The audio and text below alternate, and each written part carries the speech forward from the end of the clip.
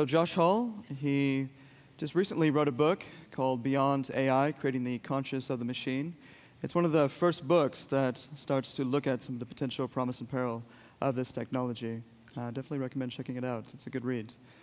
And he is I believe, a fellow at the Institute for Molecular Manufacturing. He's been involved in a number of areas.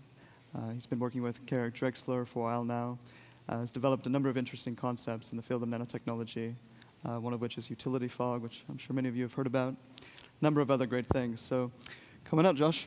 Thank you. Is this live? OK, thanks. And thanks for the Singularity Institute for inviting me. I'm having a blast, and I hope everybody else here is too. OK, when I was a kid in the 1960s, I spent a little time building robots out of tin cans with bicycle reflectors for their eyes. And of course, I knew, because I was a great fan of Isaac Asimov, that a robot had to be built with the 3 laws. And so I wrote the 3 laws down on a piece of paper and stuck them in the tin can that was the robot's head. Well, a friend of mine came along, and he was also a Asimov fan, and he had read the stories, and he says, well, that's not right. The 3 laws have to be built directly into the basic fabric of the robot structure. So I took a nail and I scratched them into the tin can. OK, I assume everybody in here knows the 3 laws. Is there anybody that has not seen these? OK, you can leave. But these are really the classic. Any discussion of machine ethics or how to build safe robots or anything like that, really, for 2/3 of a century now, has had to start with these 3 laws. In fact, people have written PhD theses on them, and people, for example, have compared these to the 3 parts of the tricameral mind as described by Freud. The first law is the superego, and the second law is the ego, and the third law is the id. And in fact, because Asimov read absolutely everything, I'm almost certain that he had read Freud and might have had some of this in the back of his mind when he made them up.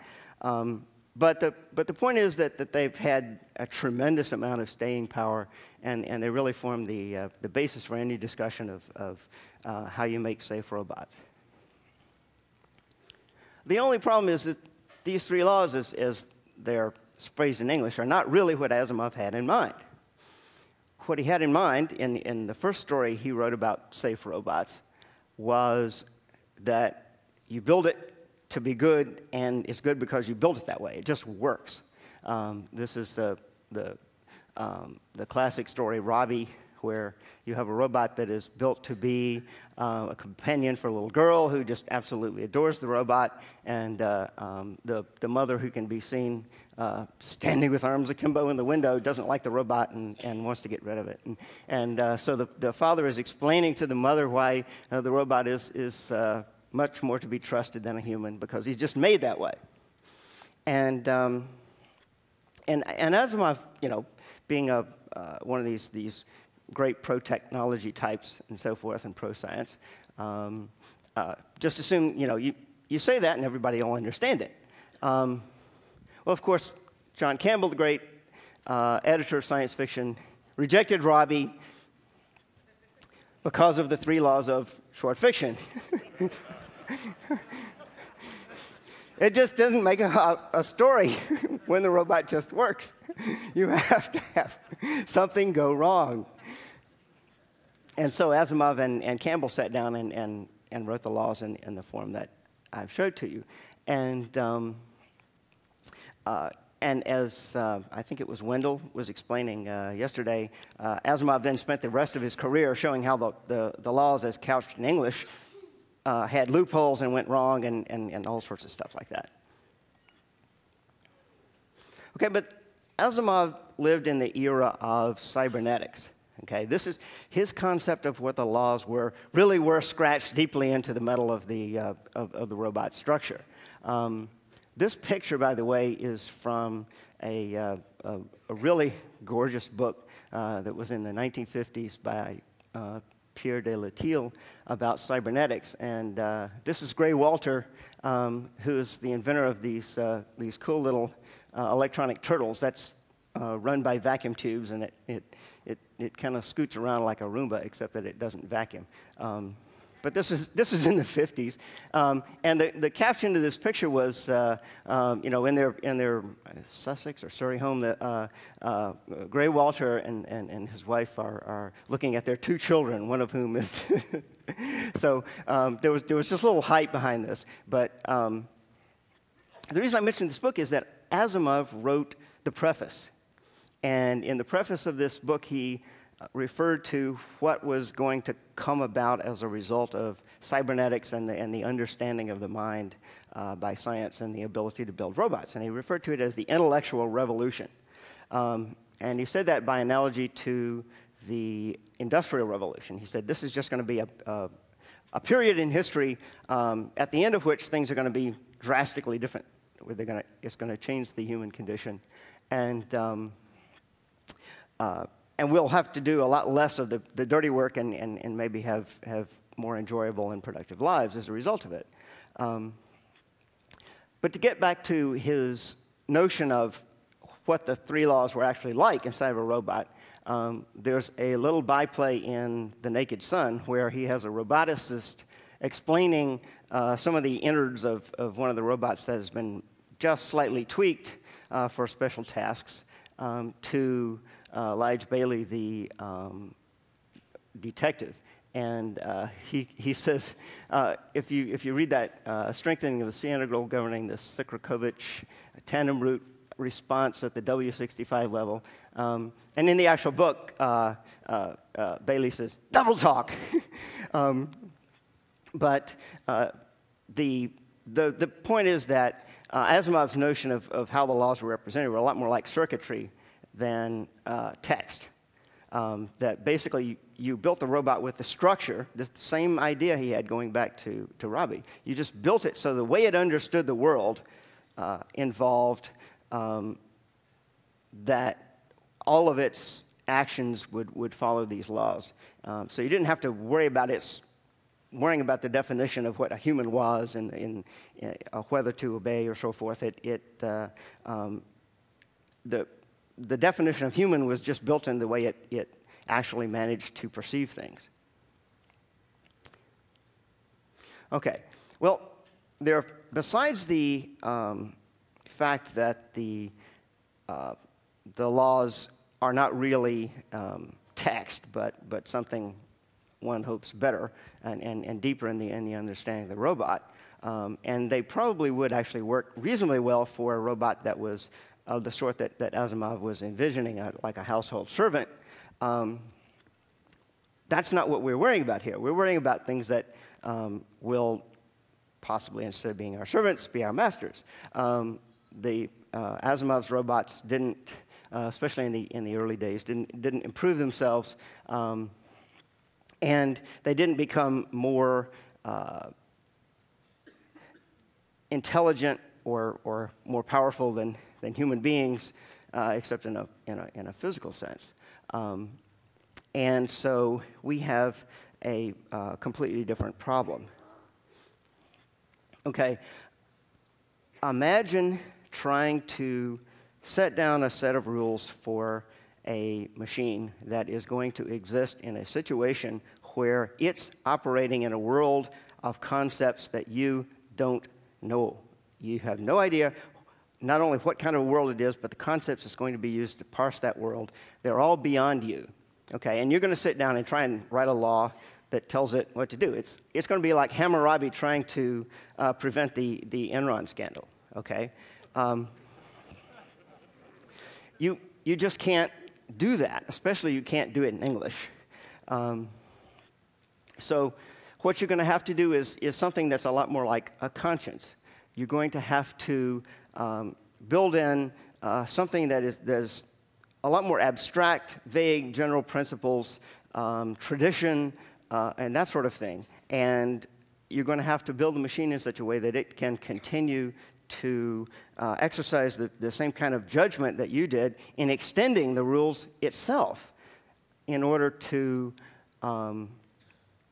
get the effect ultimately that you want, or maybe even that you don't want. My great-grandfather, not great-grandfather, great-great-grandfather kept slaves.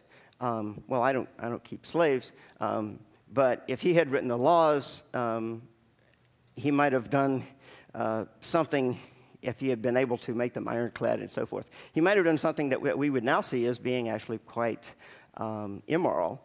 And so the fact that morality itself can evolve and get better argues against the notion that we should try and put these ironclad restraints on the robots in terms of the world as we currently understand it, because the robots are not only going to understand the world more deeply, but they're going to understand morality more deeply than we are. And the other thing is that there's just no chance that everybody is going to take these laws that we come up with and put them in their robots anyway. I think there are two obvious classes of this, besides the fact that they're just going to be random people all over the world building robots. They're going to be military robots, and nobody's going to build a military robot like this one that actually does have a gun with the first law that says a robot can't harm a human being. There's also going to be corporate robots. In fact, I would go so far as to guess that by 2050, most corporations are going to be largely run by their management information systems. And they are pretty much going to be required by law to have their first law be make a profit. So you just don't have the opportunity to force everybody who's going to be building AIs to build AIs the way you want them to. Well, then what can you do?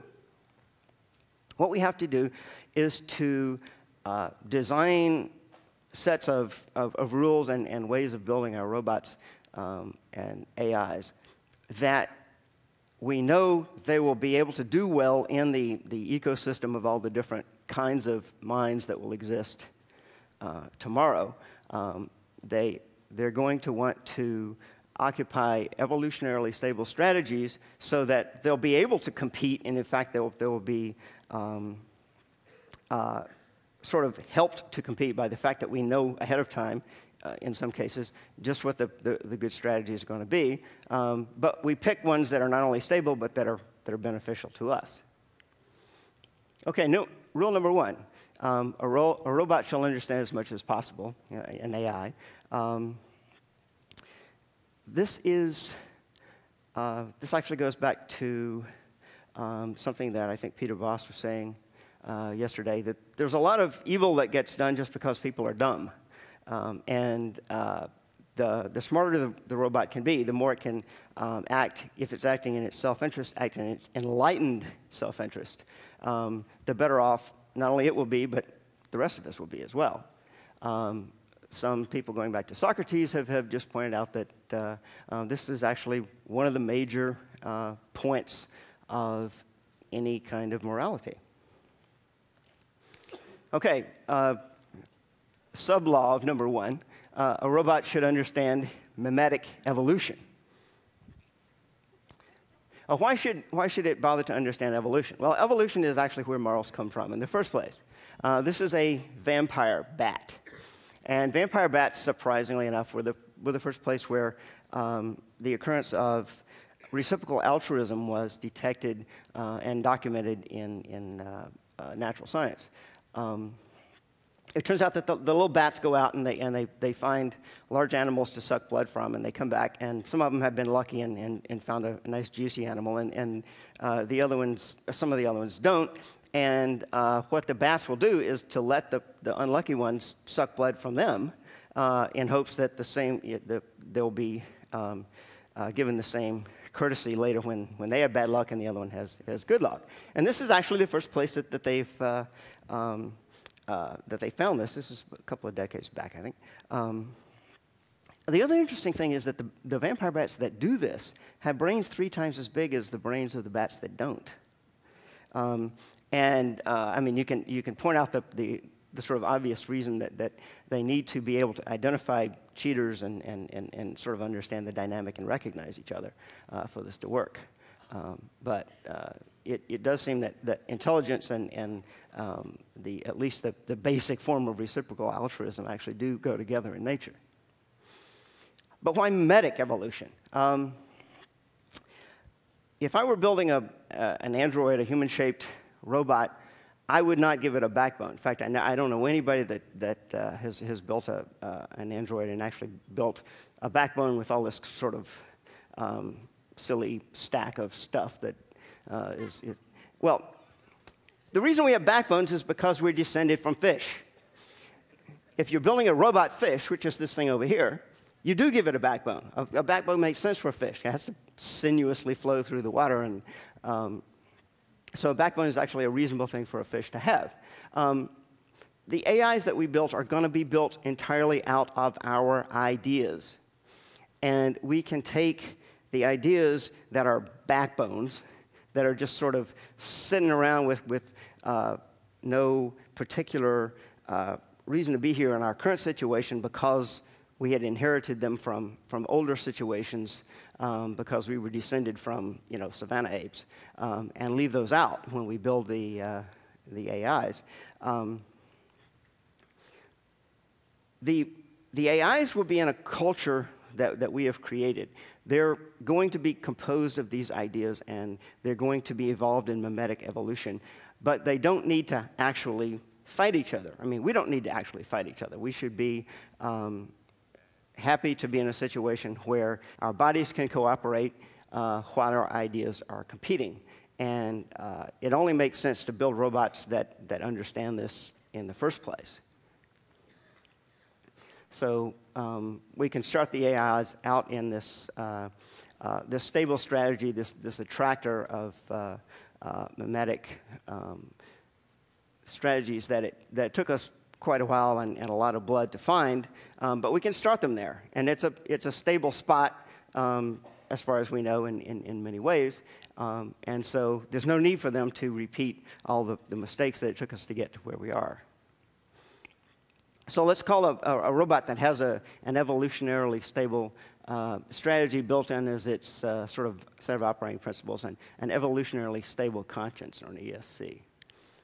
Okay, the key idea here is that an AI that has an ESC, and he knows that it is an ESC, he understands what that means and why it's there and how it got there, would realize that if he moved off of it, evolutionary pressures are just going to push him back onto it anyway. So he's not going to go to a lot of trouble to change. He's going to understand why he has the morality there and what it took to get there. I mean, he obviously should know all of history, since we'll certainly be able to put the Library of Congress on an iPod by that point. So he'll actually have access to all of this stuff and have a deeper understanding of the whole business than we do. That means when he gets into a new situation where he has to build new concepts that we've never heard of, he'll still have guidelines to extend the spirit of our morality and ethics into that new situation. And that's why I claim that robots, AIs, new minds, and so forth should be built understanding mimetic evolution to start with. Law number 2. Robots shall be open source. We live in a world that is largely run by artificial organizations with no conscience. Now, when I started working on the book that became Beyond AI, I had this horrible thought that if we build these superhumanly intelligent machines and we don't understand how to build consciences and we don't put them in, we're going to have created a bunch of superhuman psychopaths. And so I went around, I was talking, and I was doing research on the book, and I talked to my good friend Robin Hanson, who is the economist who invented fact futures, among other things. And I described this dilemma. We're going to be building these superhuman psychopaths. And he says, so what? And I said, huh?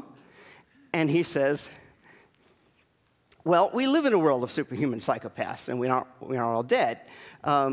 And one of the main reasons that we do is that corporations are required by law, among other things, besides to make a profit, they're required to have their books inspected. And the way corporations work internally is that the flow of money is their motivating principle. It's essentially their emotions. And although we know of cases where corporations have slipped out of this and made hay while they shouldn't have been, they by and large don't kill off a lot of people, and they by and large do some kind of good in the marketplace. Okay, the same thing is true of governments. The more transparent the government, the less likely it is to commit atrocities and so forth like that. We know that openness and transparency in government is a good thing. And it's by analogy to these properties that I claim that if you have an AI whose source code or the important parts of its motivational structure are in fact open and available to be inspected, that it's more to be trusted.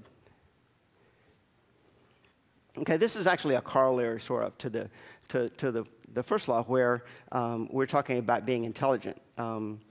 The motivations of a robot, and this is just one of the particular parts of intelligence that we should think about putting in ahead of time, is that the robot will take account of the motivations of the other sentient beings around it, because it's going to live in a world that's composed of those sentient beings, and its environment is going to be composed of what they decide to do back to it. And this turns out to be an evolutionary stable conscience in a very wide range of communities, ranging from the bats to the world economy. And finally, it is the 250th anniversary year of Baden-Powell, founder of the Boy Scouts. And I just want to point out that the key difference between a real artificial intelligence, a human-level, Turing test passing AI, and any other computer system that we've ever built, is the fact that, by and large, the AI is going to be programmed by people talking to it. We're going to bring it up like a kid. If by some amazing chance we do manage to build an AGI in the next 5 or 10 years, it's still going to be a while, because you're just going to have gotten that 3-year-old, like Sam Adams. And you're going to spend the next N years teaching it. And we're going to teach it according to the ways that we've developed of teaching children morality for who knows how long. And this is one of the good ones. So I think robots should be Boy Scouts.